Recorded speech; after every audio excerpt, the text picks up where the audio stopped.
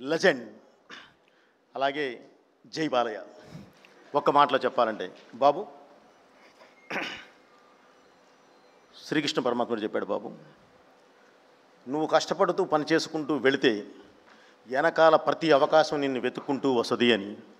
అలా మీరు 50 సంవత్సరాల పాటు సినిమానే నమ్మారు, మీ పనినే నమ్మారు, నమ్ముకుంటూ వెళ్ళారు. ఈరోజు అవార్డులన్నీ మిమ్మల్ని ఎత్తుకుంటూ వస్తున్నాయి.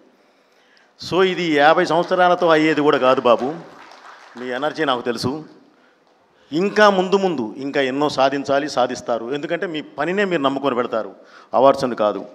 కాబట్టి ఇంకా ముందు కూడా బాబు చాలా మంచి అవకాశాలు మిమ్మల్ని ఎత్తుక్కుంటూ వస్తాయి. అలాగే ఈ 50 సంవత్సరాల మీ జర్నీలో దగ్గర మనం సింహ చేసి 2008 అంటే ఇప్పుడు దగ్గర 16 నుంచి 17 సంవత్సరాల పాటు మీ జర్నీలో 17 సంవత్సరాల పాటు నేను కూడా ఉంటాం అనేది నిజంగా నేను చాలా కృతజ్ఞతలు తెలియజేస్తున్నాను బాబు.